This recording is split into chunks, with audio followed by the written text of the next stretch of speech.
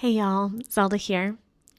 Today I am here to talk about burnout and specifically this overlap of neurodivergent burnout as well as professional burnout. I'm not going to do a ton of discerning. I'm going to more talk about like what that looked and looks like for me. As an AuDHD therapist. Those are my lived experiences. I'm also coming at this from a professional standpoint, in the sense that I used to teach burnout prevention seminars to ER doctors. When I was first starting out in my career, that was one of the things that I did. And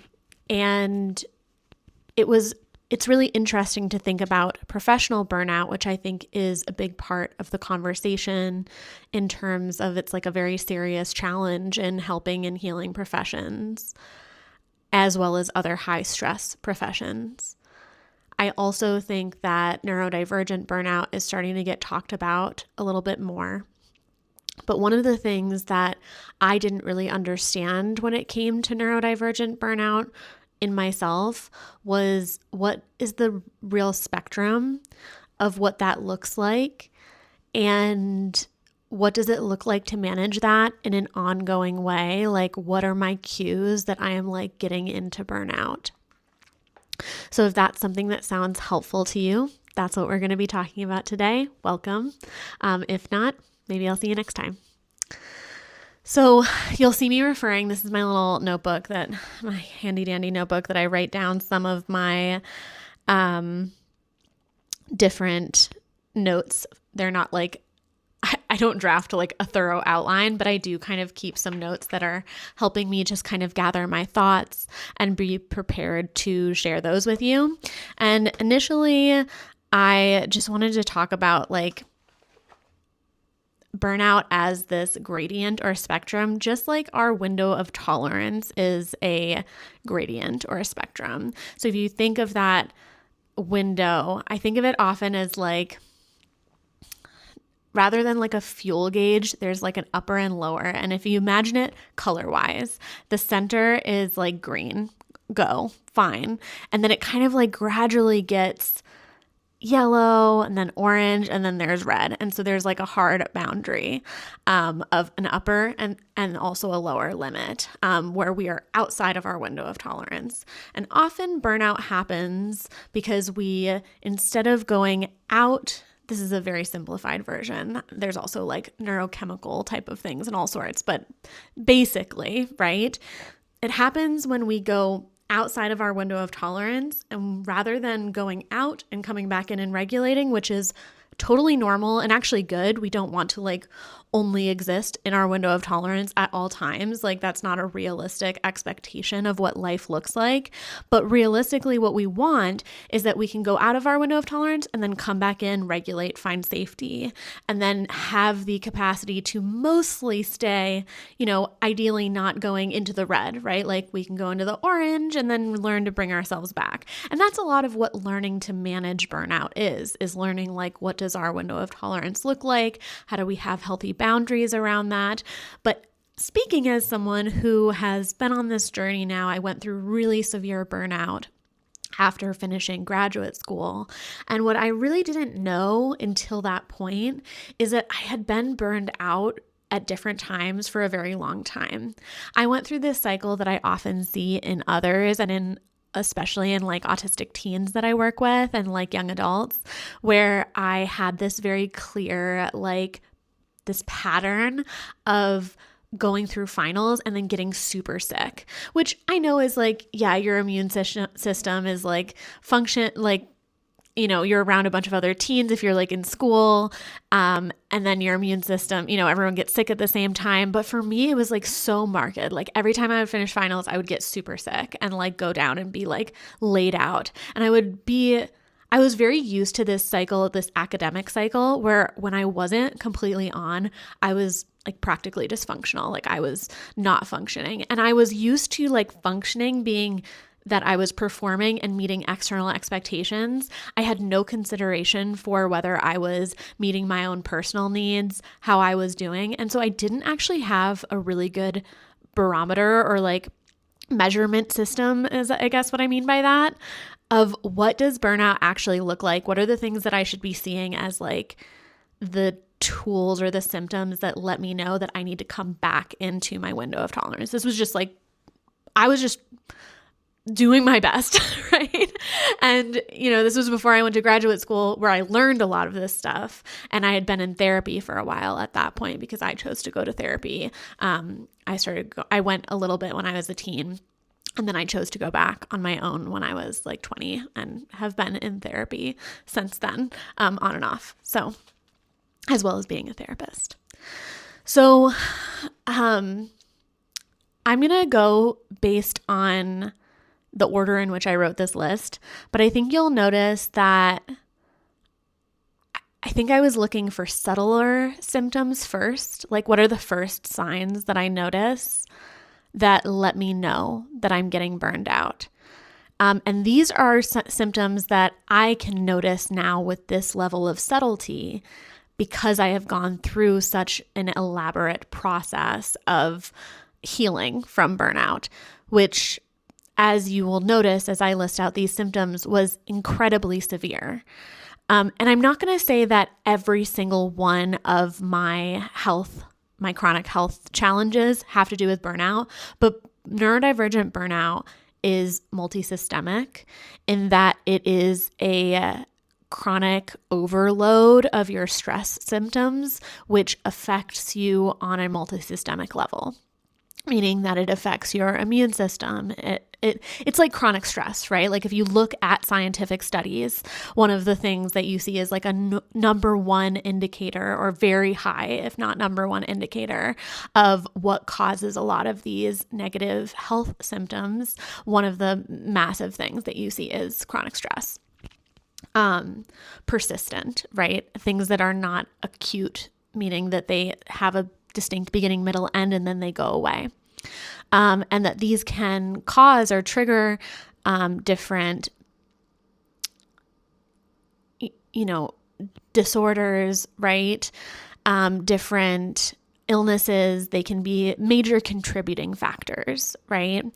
And so a lot of my chronic health symptoms, while all of this actually is very unique to me, I do find that there are some overlaps and similarities in what I observe in others, since this is also what I do professionally for my work. So the first thing that I noticed, and I was just talking about this with colleagues too, that kind of happens as I notice that I am getting a little bit burned out, and this does have to do with my work as a therapist, but if you do any sort of like person-facing work or healing work, I just noticed that I have like a leakier container. I'm more spongy. My boundaries, I really struggle with my boundaries. And for me, what this looks like is I'm a lot more sensitive to other people's emotions and challenges. I have a harder time with like differentiation. I'm more like porous.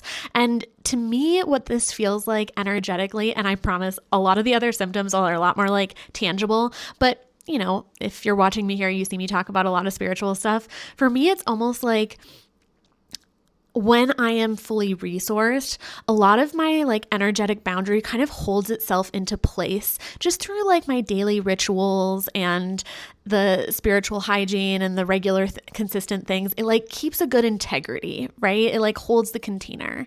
And when I start to get fatigued, that gets a lot more porous. I feel a lot more vulnerable to other people's challenges. I feel like less resilient. And that is mirrored in a lot of other things that come up, not just professionally, but personally too. I do find that increase in hyper empathy and hypersensitivity. So I already am incredibly empathic. I know that that's like such a thing that comes up, but I feel very deeply. It's part of what makes me good at my job. I'm very sensitive to other people's emotions, both in my body and my awareness. I often can name them before people put names to them. And that is an absolute skill. But if me being able to utilize that as a skill rather than being like flooded with it relies in my ability to mentalize, which the concept of mentalization is kind of like your thoughts and your experiences. And then being able to mentalize is being able to kind of like zoom out and like visualize and utilize intentionally. Being kind of flooded with that, often that looks like I like bring my work home with me. I like think about people a lot when I'm not like working with them, right? That boundary kind of erodes a little bit. I will notice being incredibly vulnerable and unboundaried with content that I see online, which is, especially living right now, is a very dangerous thing to be doing. I'm not saying don't feel and empathize and connect with other people, but for me, one of the signs of burnout is that it's kind of like a door that it usually is like opens and closes with discretion in a mindful and supportive and protective way, and it almost gets like stuck, like it gets stuck with a flood coming in.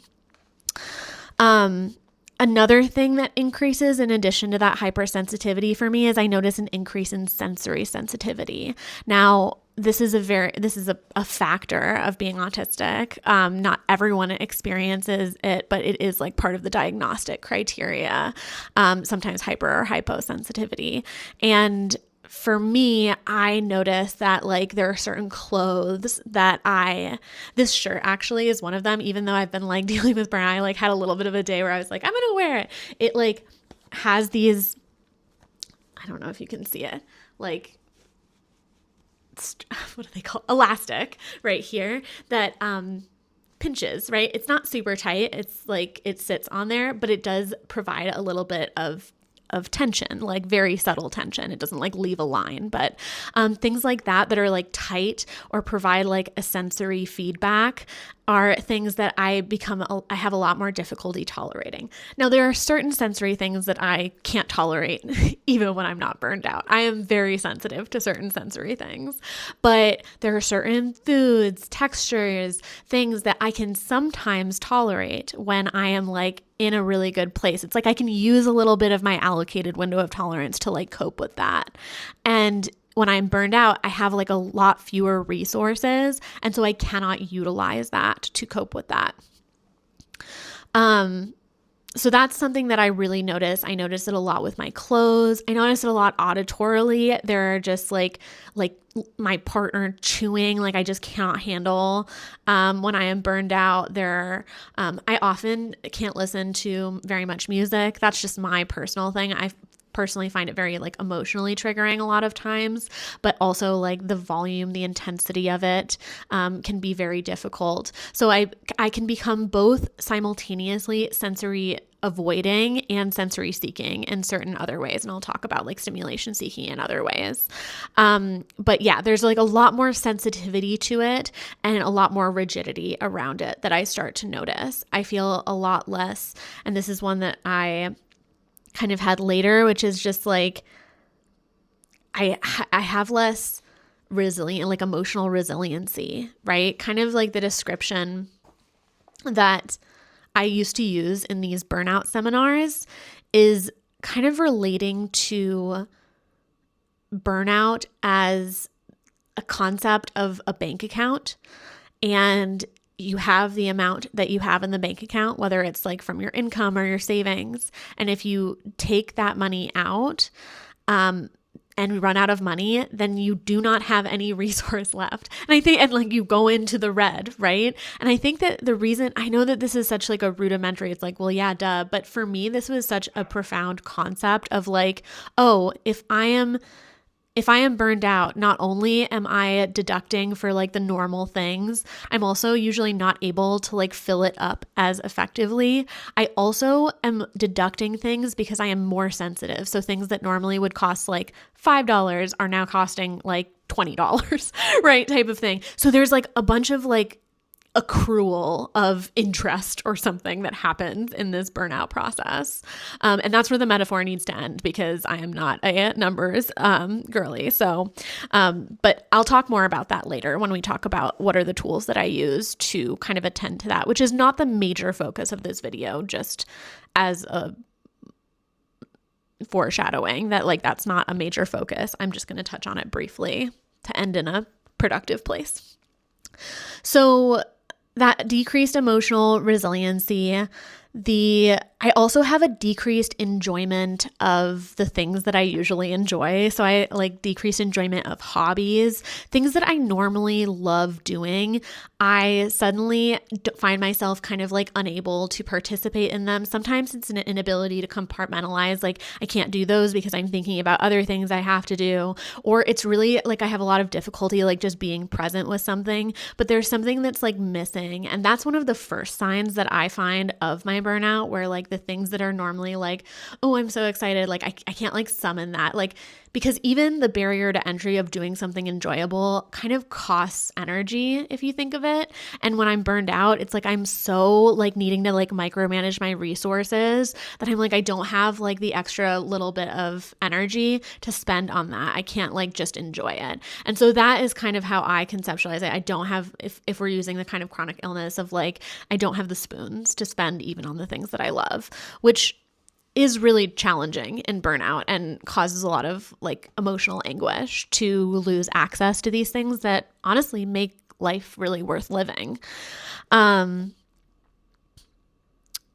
For me, I just want to name as an aside, I really love my job. I feel like hugely privileged in that I really love and adore what I like what I do for work as a therapist, as a coach. I also, as someone who gets to like work with like spirit and psyche and emotional healing, like it's something that is obviously I'm kind of obsessed with and love.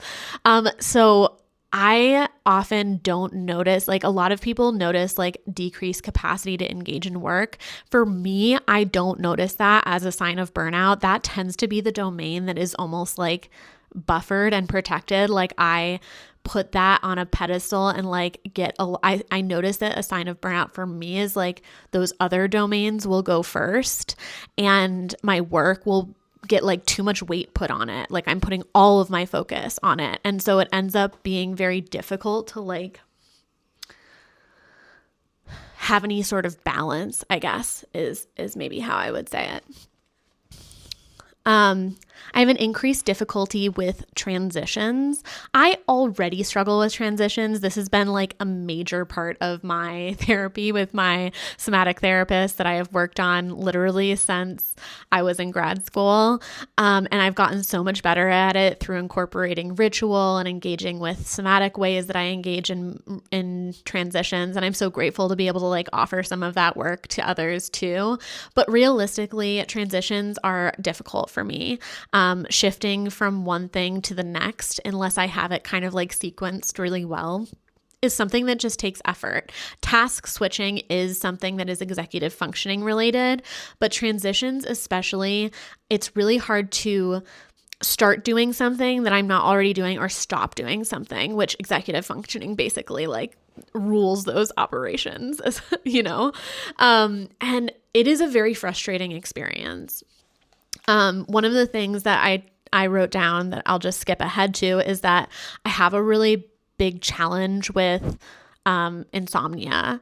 And that is not only because of transitions, but it is influenced by transitions, like going to bed, the process of stopping doing whatever I am doing and entering into sleep time. It's so multifactorial, but like that is definitely like getting started with my day, taking breaks when I am working. It is so difficult to do these types of transitions, let alone transitions that have to do with like relationships, segueing from one part to the next of my day. It's very burdensome, and it's something that I have a lot of tools to deal with, but when I am burned out or getting burnt out, I just notice that it is so much harder. Decreased capacity for relational connection. Now, this is true for me. I am an introvert, so being extroverted does require energy for me. I also, as a therapist, I use a lot of my peopling energy in my work. I love it. I love one-on-one relating. I am not someone who finds that burdensome. If so, that would be a very hard profession for me. And it is challenging in a good way. It's not like super easy, but a lot of the things that I think would be challenging are not necessarily like, there are lots of challenging things, but that is not one of them. Like, I love that one-on-one relationship in that context. But relational connection, especially that doesn't have a specific container, becomes super exhausting and fatiguing. I find myself really withdrawing from social relationships and connections, even like responding to texts and doing that kind of thing. Any like emotional labor, since I do like emotional labor for my job, any emotional labor outside of work becomes like totally sidelined and difficult. And if I don't have like a good script for it, almost like a pattern that it follows, I become like a little more agitated. I find it more difficult to regulate within. And my spouse is also neurodivergent, and we have lots of great ways of coping and dealing with this, but it definitely shows up in like intimacy, and we do have like over time have built up strategies to cope with that. But I'm a lot more withdrawn. I need a lot more alone time, that kind of thing, than I normally do, which can take a toll on any relationship. When they're feeling that way, it can take a toll on me. That's just like a normal back and forth that happens, but it's definitely something that I notice and feeling burned out. I notice a big increase in dissociation symptoms. Because I am outside that window of tolerance so much of the time, I notice that I feel dissociated. I have a harder time telling how I'm feeling, noticing hunger cues, noticing cues of being thirsty, needing to go to the bathroom. I notice feeling more disoriented or confused. I notice, all of the things that we often notice from dissociation. I also feel a lot more drawn oftentimes to dissociation leaning activities. So things like playing a game on my phone while I listen to an audiobook, which I love doing. It's not bad. It's just that I don't have to like be super present. Like, I feel like a lot less connected to like meditation or somatic practice or like being intimate, because it's like something that brings me into my body, and that feels like showering. Like, that stuff feels like almost like confronting to the dissociation in my experience. And so I often notice like an avoidance of those things because of the dissociation, because not only is there more dissociation, but coming back into my experience when I'm burned out is also very uncomfortable because of the other symptoms that I will tell you about. And all of these are a gradient, right? So I don't always experience all of these symptoms, but as burnout becomes severe, I experience more and more of these symptoms. So with less emotional resiliency, I also experience more emotional reactivity. So, I have a history of trauma. I experience more triggers because of, if you think of that burnout as being outside the window of tolerance, it's like if I have, in addition to the bank account metaphor, here's another metaphor, right? If I have a cup of water, and usually I have the whole cup, like up to the full line, right? And maybe because I'm neurodivergent, I use a lot more of that than someone else. But usually I still have this, right? So if something comes up and I get triggered, I have a lot of tools. I can add to that. I can deal with that. But when I'm burned out, I've got like the barest drop, or I've got exactly as much measured out as I need to complete my workday and be like functional in my mind, right? And so it is so difficult when a trigger comes up. I cannot regulate in the same way that I would be able to if I was not burned out. And so I am more prone to crying, to having other symptoms like having panic attacks, to having a meltdown, to having a shutdown, right? Like, I just have a much lower threshold for being able to be resilient to those types of things. Now, I'm pretty good at expressing myself, but that doesn't mean these things don't come up. I will say, like, I'm not necessarily, like, even if I'm feeling burned out, I can often, like, communicate my needs, and my spouse understands that, or, and I'm able to, like, advocate for myself. But that doesn't mean that that isn't, like, costly to do, right? I guess I only say that because I feel like people have a very, like, typified understanding of what that would actually look like in a neurodivergent person. So just naming that. For me personally. I also have increased body pain, a lot of increased body tension. So because of the dissociation, I often experience a lot of rigidity. I hold myself really tightly. This is a very personal thing, but I often like to have like a closed loop is what I have called it with my therapist, which is I like to have like my legs crossed or tucked under me. I have a little bit of joint laxity, which is very common in AuDHD folks, which means like my joints are a little bit looser. I don't have necessarily the kind of like EDS type of things, but it is just more joint laxity. So I like to be like tucked in a little bit. I hold myself really rigidly sometimes, and I have sometimes like my stim would be like holding or like twisting my hair in a specific way that like creates more tension, and I have less awareness or ability to just like regulate that on my own. Like, oh, I'm uncomfortable, so I'm going to stop doing that, right? I'm doing it to regulate. I can't regulate, and so I just keep doing it in a way that like causes discomfort eventually. I also just have other body pain like jaw tension. I will sometimes get like clenching my jaw at night and will get jaw pain. My neck and shoulders tend to hurt a lot. I get a lot of inflammation. I have mast cell activation syndrome, which means that the mast cells in my body, I have a lot of high histamine all of the time. That's a very basic explanation of it. But I get hives, bloating, like indigestion, like allergy type of things really flare up. So like histamine flares essentially, which is really uncomfortable.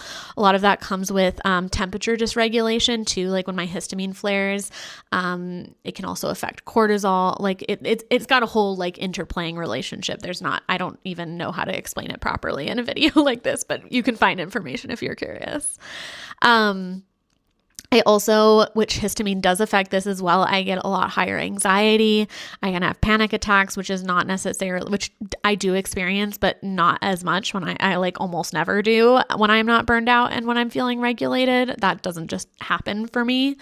I also have a decreased appetite. Partly that's the increased sensory sensitivity, but also just like decreased awareness of hunger cues. And then once I'm less hungry, I'm just less likely to want to eat. The insomnia gets really intense, difficulty going to sleep, anxiety at bedtime, which is really hard to like just kind of go and like actually disconnect the transition into bedtime. Usually I'm okay with like staying asleep once I'm asleep, but sometimes I will get dysregulated to the point where that will also get disrupted as well. And that's so bad for me because usually the saving grace is that if I get to sleep, I can sleep for like enough time to actually feel rested. But we all have our own challenges. Difficulties with executive functioning. So, trouble focusing, like I said, like starting a task or finishing a task can be really difficult, stopping doing something. So transitioning out of doing something that I want to be doing, like going to bed. This also makes it a lot more difficult to do like admin tasks associated with my job, like doing my notes as a therapist, doing cleaning chores, I'm just more forgetful of things. I do use my phone to help me with admin tasks. So that I also, because of my anxiety, don't tend to be someone who just like fully spaces and forgets things, but I will like forget to set a reminder and then like not text someone back for ages because it just slipped my mind type of thing. And so those type of executive functions become really difficult. I also I put in here that I think I mentioned it earlier, but like challenges sometimes with showering, which usually is a huge resource for me, but like it has so many steps, so many sensory things. A lot of people struggle with this when they struggle with executive functioning and sensory challenges. The last thing that I noticed a lot with the overwhelm and the emotional dysregulation is when I'm really severely burned out, especially for an extended period of time, I personally experience like crying like in the morning, like waking up and just feeling like I can't possibly do my day. I used to cry and be like, I just feel like I can't do it. Especially this feels like when it's persistent and I don't have an end in sight, this seems so difficult to manage. And I just know like I don't personally experience suicidal ideation or suicidality in a chronic way. I did experience some suicidal ideation when I was much, much younger, like in my teens, but I don't experience it at all anymore. But I do feel this just like overwhelm and this sense of like I can't do it, like an incapacity. And it is so defeating, and it does really like wear on self-esteem and all these other things flaring up at the same time. It is really overwhelming. So those are the symptoms that I identified. I'm sure there are more, honestly, but these are the things that I notice. And sometimes it's just like one or the other. Oh, the other thing that I will notice is just like negative self-image, negative self-talk. I have a history of disordered eating. I have been recovered for a long time now, but just like feeling bad about myself, like especially with sensory sensitivities, it's kind of like a very old, like vestigial, like I've evolved away from that, but it like flares up and I'll be like, what are you doing here? And then I'll be like, oh, I think that the other signs of burnout are here too. So I talked about the bank account concept of burnout earlier, and that is so important because one of the things with burnout, we're transitioning now. I'm going to lean over here and just check what time it is because I have a limited time to do this recording. Okay, I've got enough time to finish. So, with the bank account, right? Healing from burnout is quite a process. I saw a video, and I don't know whether this is an accurate number, but people talked about how healing from burnout is actually more like a 3 to 5 year process. And that certainly has been my experience. I graduated from graduate school in 2020. And I had been working so long. I remember it wasn't until I think the second year of my business that I actually took like a full week off. I just couldn't really afford to. And it took so much energy to build my business and finish my supervision hours. And I remember, actually, I think I took a week off. And then it was the first time I took 2 weeks off, maybe, which I only do once a year. But I think I took 1 week off after I finished graduate school in the summer. Yeah, because we went camping and it hailed. And I remember being like, actually, this is so bad. Maybe I'd rather be working. And then when I took 2 weeks off, I actually didn't know what to do with myself. I like had a difficult time with that because I had been burnt out for so long. But anyway, that's got kind of distracted. But it was such a process of learning how to observe these symptoms and actually like slowly and gradually finding my way to a new baseline. And I feel like I healed from it in waves. Like I couldn't even reading. If you watch any of my other videos, I love reading. It's like my favorite thing. I love it so much. I love therapy and spiritual stuff, but like reading was my first love. Reading and writing were my first loves. And it is so soul nourishing for me and so creatively inspiring. And it's such a regulating activity. And after graduate school, I could not read. Like I just couldn't hold my attention span that long when I didn't like need to do it for work for like a year at least. It was devastating for me, honestly. It was so hard, and I just had to like let myself be in that. Was part of healing from that and focusing on the things that I needed to focus on. But in terms of healing from burnout with that bank account, it's like you're in the red. So if you think of like a debt payback model, that's kind of what's going on, right? Is like tackle those high interest payments first. And the questions that I asked myself were what can be taken away? So what can be reduced, right? What accommodations can be made? For me, taking things away means like sometimes you have to cancel things. Sometimes you have to work less. Sometimes when your body tells you you're sick, you actually have to take the day off work, which I am like so bad at that because it's not like first of all, I work remotely. So like I'm not going to infect someone else if I'm sick. And what am I going to do? Just like lie there? Anyway, that's a terrible model. Don't take my advice on that. I am working actively on fixing that part of my brain. So that is not a good way to approach your body. But that was like my mindset. And it is still hard for me because I hate those like last minute plan changes. They're so dysregulating. But what can be removed? How can I limit my output? How can I actively seek things that replenish and refill my cup? A lot of times in healing from neurodivergent burnout, I think it is really vital if you can access it to find an external support person, a therapist, ideally also a medical doctor. For me, it was really valuable to find an acupuncturist. That is the person, like I love my acupuncturist so much. I feel like she has been like a pivotal to my healing journey, and also is just like the most delightful human.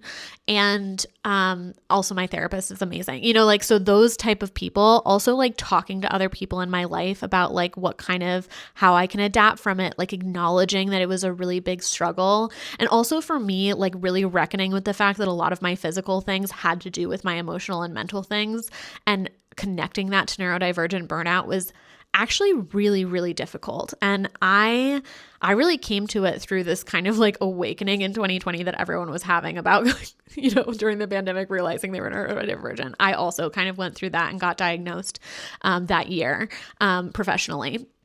And it was so profound to really reckon with that and see like, oh, I actually drastically need to change my life. Thinking about the last video I posted and made was about neurodivergent rhythms, thinking about how do you have a rest-based routine, a routine where your baseline is refilling your cup. What are the things that put money in and that take money out of your emotional bank account, right? What are the things that nourish you? I recommend, if you haven't seen it and you're thinking about how to like heal from burnout, looking at the 7 types of rest video. It's like a TED talk on, emotional rest, spiritual rest, physical rest. There's a bunch of different types. And I really recommend looking at like a model like that and actually like filling out and creating a template for yourself on what are those restful activities that you can do when you have the extra energy that will be like positive investments, right? When they talk about financially saving, they talk about creating an emergency fund, paying off high debts, but also like making positive investments. And that's the kind of like multi-pronged approach that often is helpful for burnout. But being really patient, it takes time. And then even once you feel more healed from it, it is an ongoing process. For me, I notice these symptoms arrives and I have to be in a constant dance and conversation with how to attend to my own needs and to listen to the feedback and the information that my nervous system, that my body, that my spirit, that my heart is giving to me. And it really is a practice of self-respect and respecting my own boundaries, because that is what's being communicated to me. And I have so much to offer. And if I don't respect my own boundaries, I cannot do that. And also, we all deserve to enjoy and thrive in our life. And I think that it's important to remember that when when healing from burnout, that you deserve good things and to feel good. So I hope that if this supported you in any way, that it is helpful for you in learning to recognize burnout symptoms in yourself or in your loved ones. Thank you so much for watching to the end if you chose to do that today. I'd love to hear if there are any symptoms of burnout that you experience, especially neurodivergent burnout, that I didn't list. You're welcome to list those in the comments. I'd love to hear about that. Like I said, these are just mine. And yeah, many blessings. Bye for now.